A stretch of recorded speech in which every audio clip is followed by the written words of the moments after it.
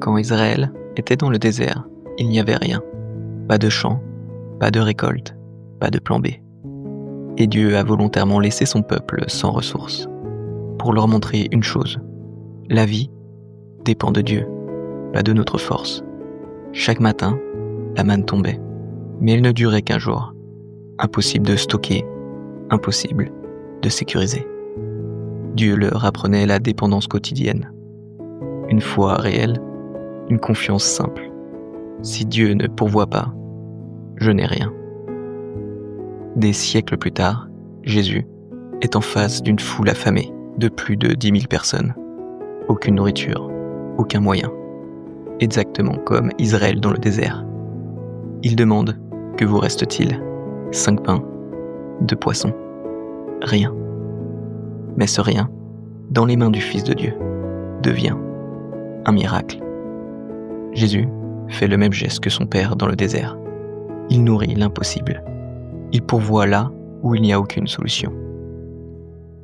Il est écrit, il prit les 5 pains, puis les rompit, et les donna aux disciples, qui les distribuèrent à la foule.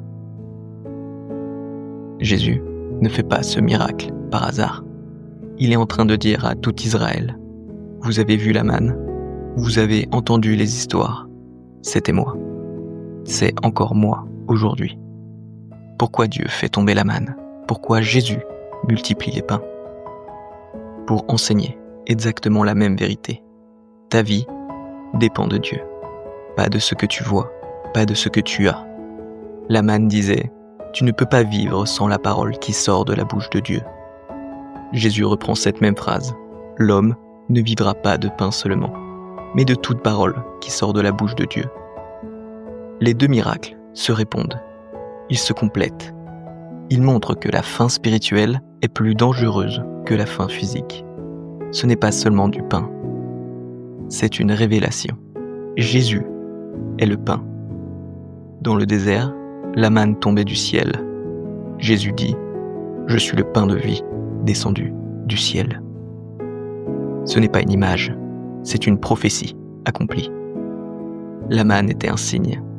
Jésus est l'accomplissement. La manne a nourri le corps.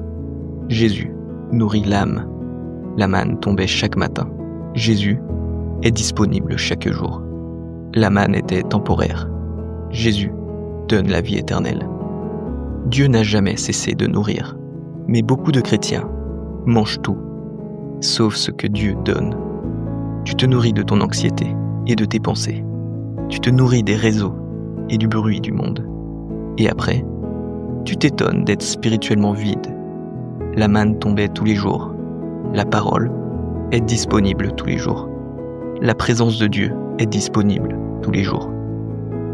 La question est simple. Est-ce que tu manges de ce que Dieu te donne? Ou est-ce que tu te nourris de ce qui te détruit? La manne et la multiplication des pains ne sont pas 2 miracles séparés. C'est la même main, le même Dieu, le même message. Si tu veux vivre, vraiment vivre, tu dois dépendre de Dieu. Tu dois te nourrir de sa parole.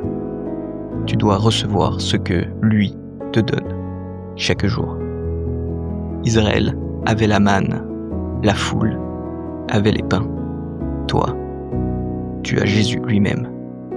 Alors demande-toi, de quoi je nourris mon âme?